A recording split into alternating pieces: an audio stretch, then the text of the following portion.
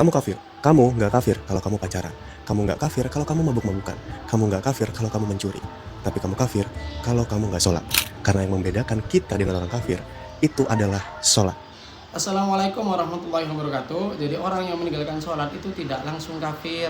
Sebagaimana yang ada dalam kitab takrib itu ada dua perincian. Yang pertama adalah orang yang sholat dan mengingkari bahwasanya sholat itu wajib bagi orang muslim. Lah ini yang dikatakan kafir. Sementara perincian yang kedua, orang yang meninggalkan sholat tapi dia masih meyakini bahwasanya sholat itu wajib bagi orang muslim, maka dia sudah melakukan dosa besar, tapi dia tetap masih dalam lingkup orang muslim, tidak dikatakan kafir. Lalu bagaimana dengan hadis yang mengatakan man taraka sholata muta'ammidan faqad kafara? Nah, Imam Taqiyuddin dalam kitab Kifayatul Ahyar mengatakan bahwasanya memang ada ulama yang mengatakan orang yang meninggalkan sholat langsung kafir, itu memang ada, sebagaimana Syekh Ishaq Ibnu Rahaweh. Kemudian salah satu dari riwayat Imam Ahmad itu mengatakan seperti itu karena mengamalkan dari dohir lafadz hadis tersebut.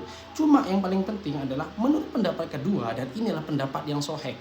Saya tekankan lagi, ini adalah pendapat yang sahih dan dianut oleh jumhurul ulama, bahwasanya hadis man taraka sholata muta'ammidan faqad kafara itu diarahkan pada orang yang meninggalkan sholat serta mengingkari bahwasanya sholat itu hukumnya wajib, sebagaimana dua hadis yang dikutip dalam kitab Kifayatul Ahyar ini.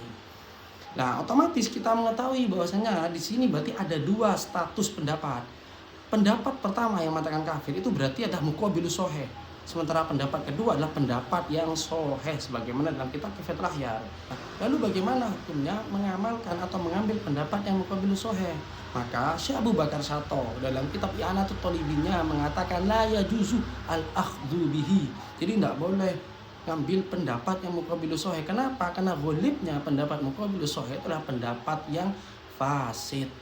Oleh karena itu, inilah pentingnya kita untuk mengetahui banyak literasi, untuk belajar dulu sebelum kita memvonis seseorang itu kafir. Itu perlu.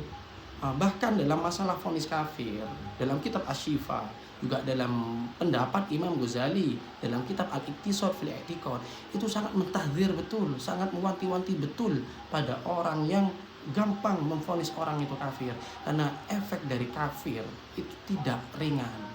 Soal mereka tidak sholat, soal mereka tidak benar ya kita bina. Tapi ojo mbok anggap terus mereka kafir. Mengenai jadi aliran-aliran sing gampang kafir no wong. Mereka ku anti liyane Allah kok mbok napa? Mbok kafir. Dalam kitab Imam Asy-Syafi'i radhiyallahu taala anhu, Imam Malik, Imam Abu Hanifah, jumhur ulama mengatakan jika ada orang meninggalkan sholat, maka dilihat kalau dia masih mengatakan sholat itu wajib, dan sholat wajib tidak wajib. Kenapa kamu tidak sholat? Nas. Maka dia tidak dikatakan kafir.